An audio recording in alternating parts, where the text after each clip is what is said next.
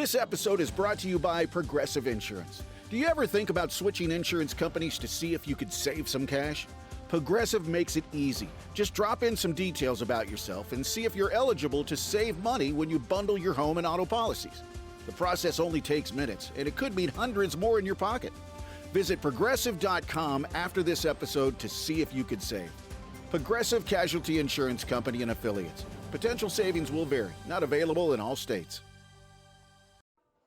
Hello, everybody, and welcome to Writers on Film. This is a special edition coming live from Karlovy Vary in the Czech Republic, where the festival is around about halfway through. We're on the Tuesday, and it started on Friday, goes on till next Saturday. And I'm here with a special guest, Scott Feinberg from The Hollywood Reporter and a podcast, associated podcast, Awards Chatter, yes. Awards Chatter. I've seen him perform this live in Cannes and other places. He's just been interviewing Robert Richardson, yes, the celebrated, famous cinematographer of Tarantino, Oliver Stone, Martin Scorsese. What would you say is the world's top cinematographer? He's got to be up there with Deakins and, Storaro. And in fact, he's one of only 3 living cinematographers who have won 3 Oscars. The others are Storaro and Chivo Lubezki. So it's pretty major company. But let me also just say quickly, John, this is a treat. I am what we say in. I don't know if this is just an American thing, but long-time listener, first-time caller, or whatever. I've enjoyed your podcast for a long time, so thank you for having me. Oh, that's so nice of you to say, and absolutely brilliant to have you. And I should actually also say for the listeners, we are sitting in the Cafe Pup, which is in the Grand Hotel Pup, which is one of the inspirations for Wes Anderson's Grand Budapest Hotel. So any minute now, Ralph Fiennes is going to come up and say something seductive and silky and slightly foul-mouthed. Totally, it's a really interesting spot. I mean, It's been here, I think, 325 years or something, I heard. Everybody in the world stayed here. This is where Carl Laemmle, who founded Universal, would come every year. He was born in Germany, but then would come here, like a lot of people, for the cure or the treatment with the water, as they call it. But just so much history. And then, it's like the hub of this festival, which is now turning 60 or 80, depending on the metric you use. So and I don't know if you've had a chance, John, to walk through the halls of this hotel, but they have these great portraits of many of the past honorees, and it's just very cool. I love this festival. Also, they show these short films of people who've won awards in the past. Yes. And they're always mistreating their awards. Exactly. So Stellan Skarsgård is using his as an anchor. Yes. Milos Forman They're is very using self-deprecating. I love it. And yeah, these trailers, I think you can see them online. And I don't know of any other festival that does it, but or I don't know. And I also don't know how they, convince these guys to do it. But Johnny Depp did it, Jude Law, everybody, Benicio del Toro. And there's always that local connection. Benicio del Toro, they're sort of playing a part. So Benicio del Toro, it's like he's a kind of a film noir, like killer for hire, and then he bites into the wafer kind of food that's very popular here, and people chuckle here. It's sort of all these winking inside jokes that are very cute. Absolutely, it's brilliant. And this year we've had Dustin Hoffman, Harvey Keitel, Maggie Gyllenhaal, and Jesse Eisenberg. Yes. And it's kind of interesting. Jesse Eisenberg was mentioning that he's going to get his Polish citizenship soon. So I feel like that's probably like the result of many Americans just covering their bases to be able to get out of town if things keep going south. But I don't know. And then they have Juliette Binoche still to come. Unfortunately, I think we'll both be gone, but she's going to be honored at the end of the. Absolutely. She's got a couple of films that are showing here. Queen at Sea, which was at Berlin this year, which I saw she's there with the actor, I am forgetting his name now, from Loneliness of the Long Distance Runner. Oh. Wait, is that... that generation of Albert Finney? Yeah, sure. Tom Courtenay. Tom Courtenay. That's great. He's in that with her. Queen at Sea is a brilliant film, really good film, and that's going to be out, I think, in August. I think it's got a pretty it's a release that's coming up certainly in the UK. Let's go on my to watch list. It's very good. It's about he plays the father, and he's looking after. No, he plays the partner of her mother, and her mother is suffering from dementia, and it's about how far we let people continue to lead their lives even when they have impairments brought on by dementia. And it's a really beautiful and very moving film. Very interesting. It's very nuanced and complex. Story-wise, sounds a bit like the Hamaguchi movie that was in Cannes that I just saw here this morning. I can't say that I've mentioned to you, not necessarily a personal favorite, but thematically there's some overlap with what you're talking about. Yeah, it was an interesting. Lots of people liked it coming out of Cannes. I'm not the greatest of fans of Hamaguchi. I like his work intermittently. Yeah.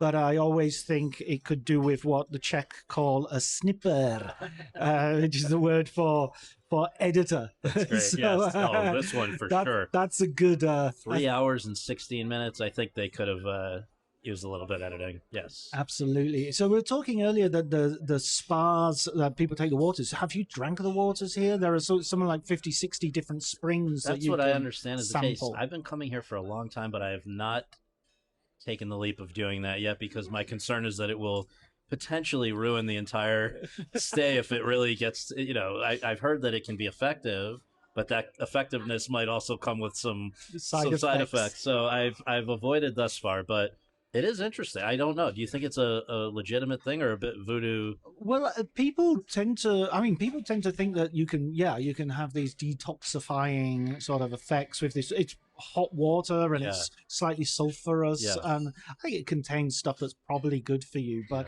I feel fine. I don't fix it. It's not broken. Exactly. There's enough other things to do here that I don't feel I'm missing out too much. It smells a little bit eggy to me, so I'm not going to go wholeheartedly towards it with these little ceramic sort of tankards that everybody's is carrying around with them. How about the films? Have you managed to see much? Because I know you've been working hard with other things, but have you managed to see any films? I've seen a handful. The opening night film was called, I believe, The Match. Yes. And it was about the Hand of God World Cup match, which I think you're a big football fan. I'm one of these Americans who starts paying attention every 4 years or whatever during the World Cup, and especially I actually did go to the first match in LA this year, which was exciting just to experience it, but I don't know a lot about football, and this really engaged me, so I don't know if that means it's too dumbed down for people that are real fans like yourself and others, but I thought it was very well done. I subsequently saw. Well, I don't know if you want. Should I keep going, or do you want to? Yeah. I'll just mention that the film covers the historic 1980s game, Argentina, England, and which was at the Azteca, where England recently beat.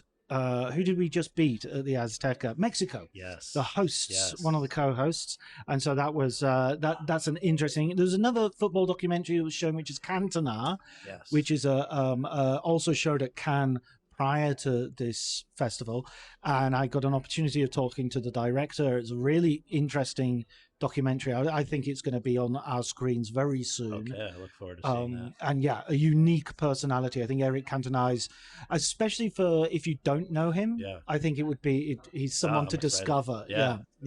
I think it might have been here. Was there a Maradona doc that was here a few years ago? I think so. Asif Kapadia did one for Netflix, and that was. I think he had. One of the things that he had was a wealth of documentary footage of stock footage and family video throughout the 80s that he could use. Whereas the Cantona doc doesn't have as much of that. His family weren't fond of filming behind the scenes stuff. So it's very public, and it's really about the relationship between him and the manager. And that makes for a great film. You're giving me a good list of things to catch up with. This is helpful. Yeah. What else did you get the opportunity of seeing? So I caught up with Rose, which is the film for which Sandra Hüller won Best Actress at Berlin, and she's really unbelievable to have in just 1 year. Rose, Project Hail Mary, Fatherland, and she's still to come in Digger, the Tom Cruise Inarritu. Like that's all in 1 year. And I know she had a crazy year before with the Zone of Interest and Anatomy of a Fall, but she might have even surpassed it this year. But she was very good in this one. Um, and then yeah, I'm playing a lot of catch up here with things that I wasn't in Berlin, and then I was in Cannes, but couldn't see everything. So on your recommendation, among other people's, I saw last night The Beloved, which is excellent Javier Bardem performance, and what's the name of the daughter? Veronica Lungo, I She think. was really Yeah. good too, and sort of a film about film, which is a genre that I and many others seem to like. And then what else? He plays this sort of manipulative director who, at the same time, has had a enfant terrible Yes, past. yes. He's gone over to America, made some films. He's come back to Spain. He's using the opportunity to sort of get back together with a daughter he had abandoned, Yes. who has since become kind of a part-time actress. She's not really committed to it. Right. Offers her a big role. And things don't go quite as planned for either of them.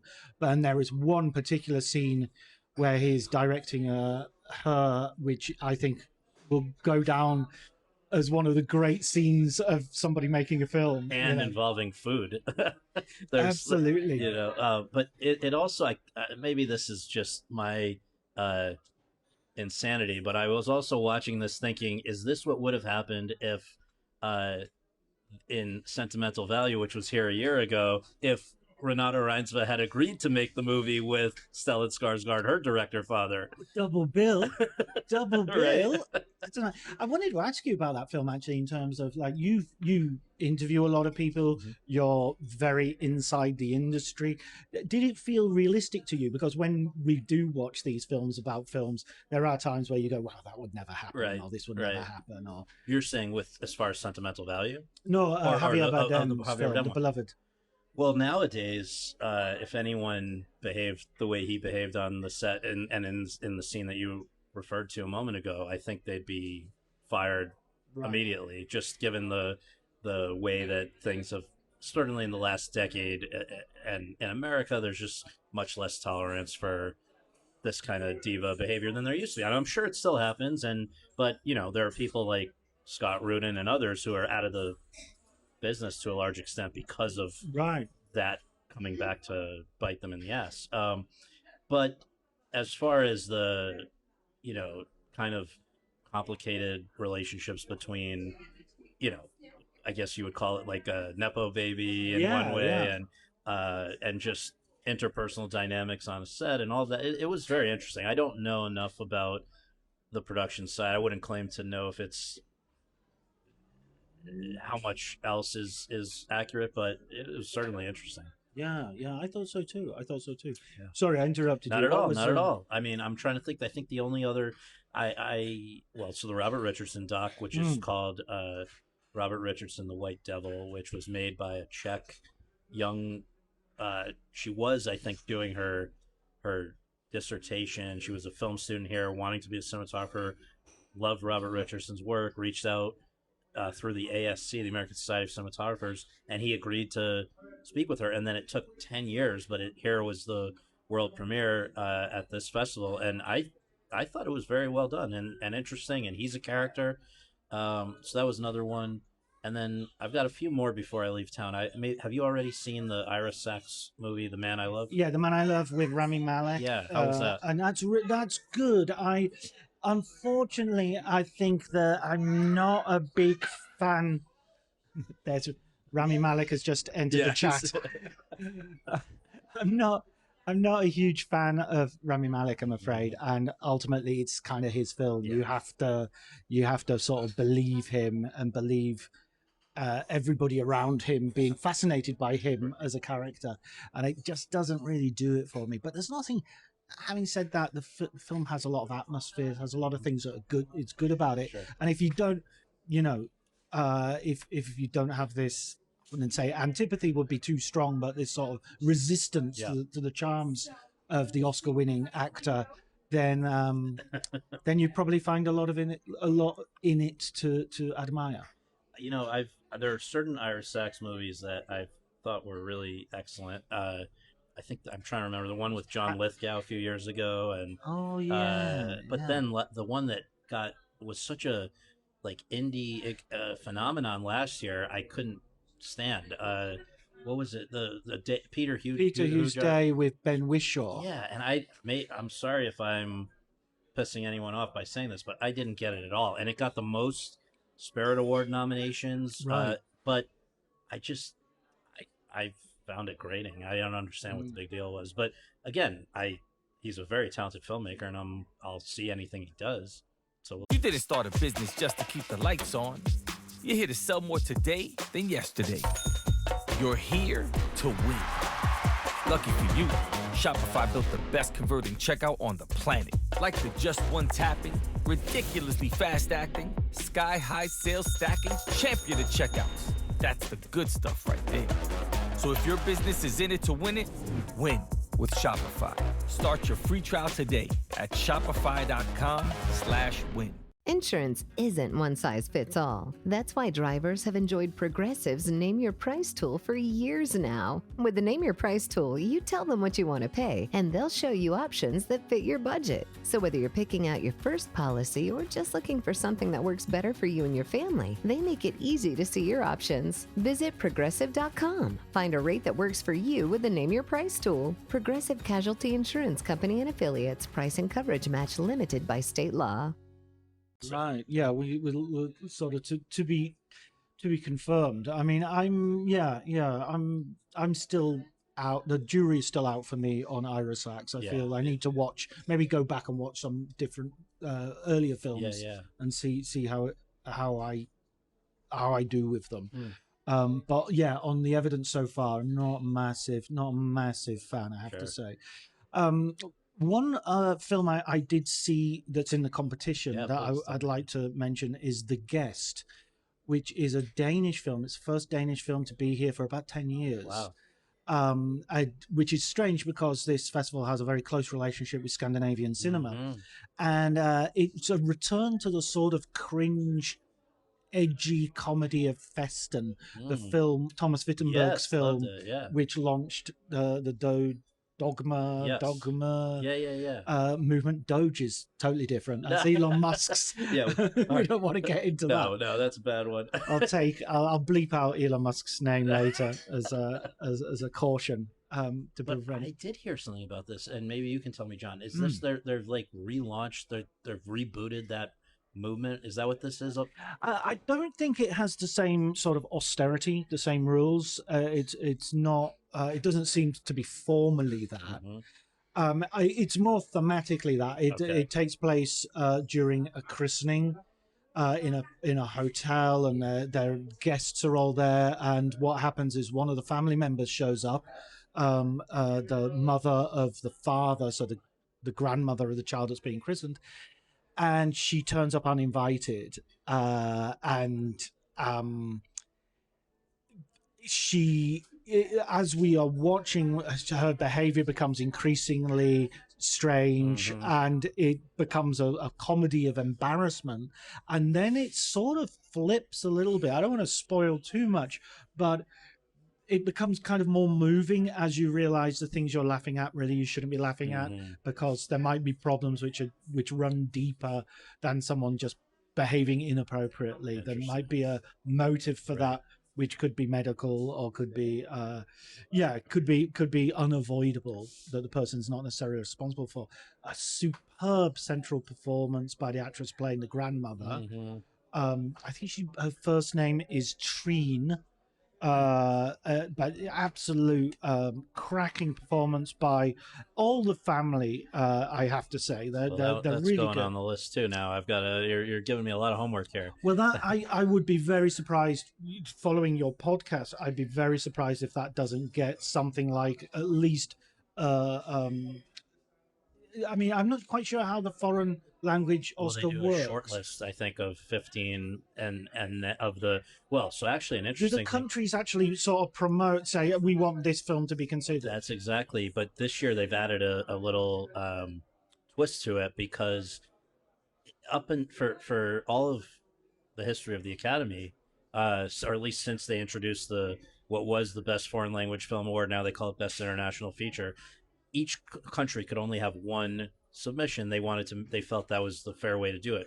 But then there were countries like France and Germany and Mexico and other places which have really impressive national industries and probably would have multiple worthy options each year, and they would only get to submit one too. And so a lot of good things were being left out of out of consideration. So this year the Academy has decided that if you win a major prize at a major festival, so like Fjord just won the Palme d'Or at Cannes, that is automatically eligible for the international feature Oscar, which means that the country that would have had to submit that film can now submit another. So you know, like, and so if you go back even I'm trying to remember, there was an example last year. Netflix had something the Linklater movie about Nouvelle Vague. Yeah, Nouvelle Vague. Super film. I loved it, and Linklater, and it was French except for Linklater. Yeah. And it was eligible to be submitted, but in the end, France submitted Panahi, the Iranian movie, which had French financing. It was just an accident. Now this year, they wouldn't have had to do that because it was just an accident. Won the Palme d'Or, it would have automatically qualified for advancing to the next round, and then France would have been able to submit Nouvelle Vague with the potential of both of them actually getting nominated. So you know what I'm saying? In the past, you could only. So it's interesting, and we'll see if so Fjord. It's also hard to just pinpoint what country that would have even been submitted by, but right, because it's Romania and Norway, financing from France or something. Like it's all over the place. Well, I mean, I think something like 70% of the films shown in Cannes had some French money. Yes. Which is going to be a problem if France goes the way of the Front National, because they're committed to defunding the French film industry, and that would be catastrophic, not only for France but also for European cinema as a whole. Just wanted to, the Danish actor who plays the grandma is Trine Dyrholm, and the film is directed by Mads Mengels. Just two important names to put out there. Nice. Because there will be awards, and I probably think they might begin right here in Karlovy Vary, because it is in the Crystal Globe competition, and so that's hopefully hopefully we're giving you a tip. Probably by the time you hear this, it'll already be decided, so I can edit it so I sound correct. Well, that's exciting. So what's your next sort of movement? What are you doing next? I thought there was a moment where I thought I was going to do what you did last year and are doing again this year, which was go home from Karlovy Vary and then pretty soon after turn around and go to Locarno, which I did last year, and I really it was my first time. I thought it was terrific.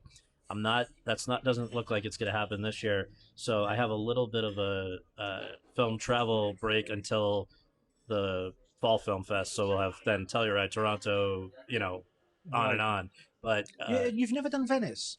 I've never done Venice because Venice became this launching pad for the Oscars for a while. For sure. Right? The problem is, not coincidentally, it's the same weekend as Telluride. Right. And now what's interesting is it's actually become more cost effective for somebody like me who's based in LA to go to Venice than it is to go to Telluride, even though it's just, a couple hours away. But meanwhile, I'm 15 years into doing Telluride, so I'm going to keep doing.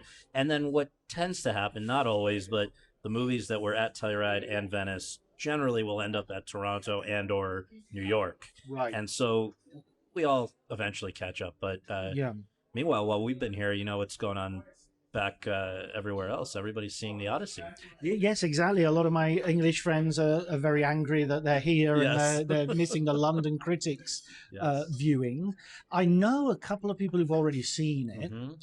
Bilger, I think, had seen it already because he's writing a piece about Christopher Nolan. I hope he doesn't mind me saying that. Hey, now it's out. The cat's out of the bag. Right.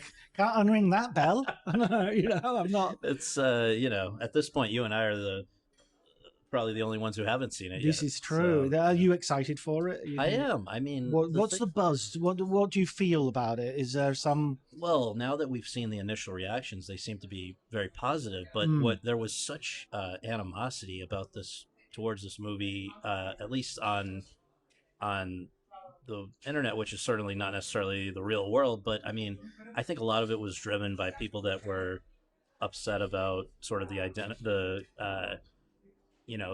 fact that Helen of Troy was being played by someone who was not white, which big deal. But that Lupita Nyong'o is an Oscar-winning actress, but yet that and the casting of Elliot Page in a part, like there was just people that had their knives out for this movie.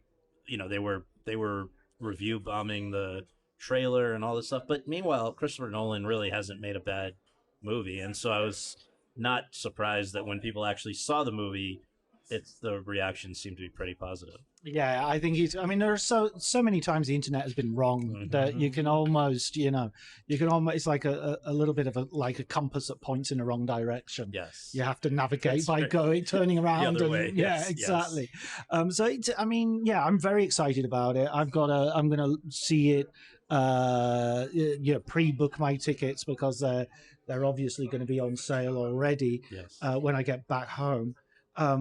What about the rest of the summer? Are there other movies coming out that you are particularly? Not a ton. Do you feel like it's been a bit of a sort of slow year? I mean, except for Nolan and Minions and Monsters, it doesn't feel like this. There have been a few things. Like I thought, the Invite, is that what it was? Yeah, Olivia Wilde's movie. That's that's got good. a good. Yeah, I haven't seen that yet. Really well done. I thought, after enough commotion over these horror movies that cost nothing and made a fortune, I went to go see Obsession and Backrooms. It's Backrooms, yeah. Yeah.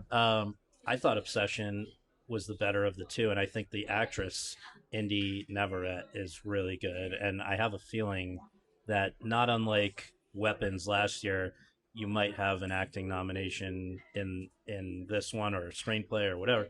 But we'll see. I mean, it's still early, and Project Hail Mary, a lot of people are still excited about, and so we'll see. I mean, at this point last year, it was all Sinners at this point, and what else? There were some other early ones, but thus far, Cannes, we were both there, and I think both agreed that it was not one of the stronger years. It wasn't a vintage year, and it had the misfortune of coming after a year that was a real cracker. Yes. And you could take one of the relatively minor films from the year before and drop it in Cannes, and it would have won. Totally. It was, we had an embarrassment of riches, as you say, to have Sentimental Value and The Secret Agent, and it was just an accident. And Sirat. It was Sirat really... is a film I've watched 3 times now in the cinema. How are your ears holding up? They're pretty rough, but the next once I watched it, the first time and got the impact, and the other 2 times I watched it watching the person next to me, watching the audience, that's great, and that made for a really entertaining experience. There was a final. The movie that I saw this year that is coming out, I think in late July. There's a Korean movie, Hope, which is like a creature feature. For me, it's not quite on the level of Mad Max Fury Road, but it certainly does that sort of balls out action. I'm excited. 2.5 hours running time, never stops. That sounds cool, and it is interesting how elevated horror has become pretty strong in the last, decade or so. And well, I was going to ask you this actually. Do you think that old the idea that horror is locked out of awards, is that canard? Is that no longer the case? I think it's no longer the case. I think to some degree we saw that with how well Sinners did. Yeah. Record number of nominations, and pretty close to winning Best Picture. Sure. Certainly won Best Actor and Best Original Screenplay. Was it original? Original Screenplay. But I think that what the reason things are moving is more that the Academy, as you know, has made a big push in the last decade to, there was Oscars So White, and then they were gonna really change their membership. But what everybody assumed, while everyone was kind of focused on race and gender, what they also did was they brought in a lot of younger people who don't have the same genre biases that, there was sort of a perception for many, many years when the Academy was really primarily senior citizens, and it's still heavily senior citizens, but they were, what an Oscar movie was, quote unquote. You had, period piece, biopic, war movie, drama, whatever. And it was very rare that they went outside that box. You once in a blue moon get a Silence of the Lambs winning Best Picture or something, but it was not now I think the idea you've had in just the last decade or so, Best Picture winners have included Parasite, The Shape of Water. I mean, these are movies that never would have won pre-Oscar So White. They just, and so I do think that and there are other examples that I'm blanking on right now, but where Everything Everywhere All at Once. Oh yeah, absolutely. That Total never genre would've, film, right? Yeah. So I think those biases I'm sure they're still there to an extent, but maybe not enough to be a deal breaker. Yeah, absolutely. No, that's good to know, because of obviously the relevance of awards. It helps the industry, and it helps get people to leave their homes and go and sit and watch movies. I know in Europe, an Oscar winner will often get another run in the theaters, and people will go and see it. I think it's a great point. And honestly, when people, it's sort of fashionable to crap on the Oscars these days, and I might have written a couple of pieces. Okay, that's okay. But at the end of the day, I do full disclosure. All good. But what I just remind people is, if we didn't have the Oscars, to the point you were just making, that it's a pretty big incentive for people to aim a little higher than they do the rest of the year. And if the rest of the year was, and when I say the rest of the year, most of these are coming out in the fourth quarter. Sure.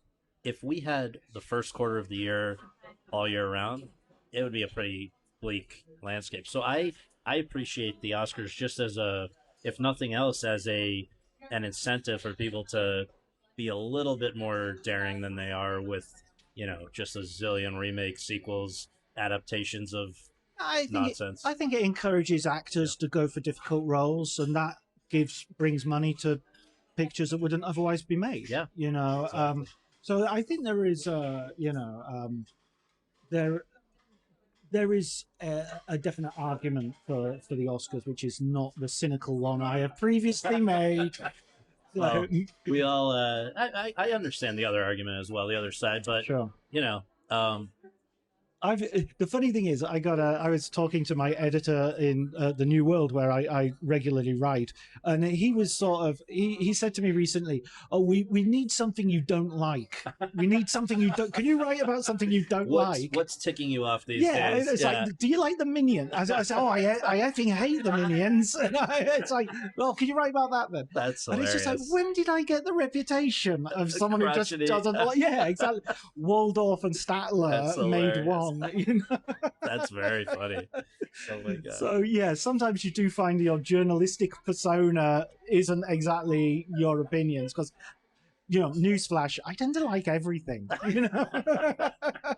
Well, that's hilarious. Yeah. Well, listen, Scott, it's been a real pleasure talking to you. And too. I know this is the only time we'll ever be on a podcast, because you're not going to invite me on awards. Well, wait till your Oscar, but once your Oscar buzz starts, I mean, if people, I'm sure if you're listening to this podcast, but John's written some great books, and it's only a matter of time till one of them gets adapted. For the Magic Hours will be the biopic next year. Right. So at that point, you come on Awards Chatter. Exactly. There you go. Thank you so much, Scott. I appreciate it. Real pleasure.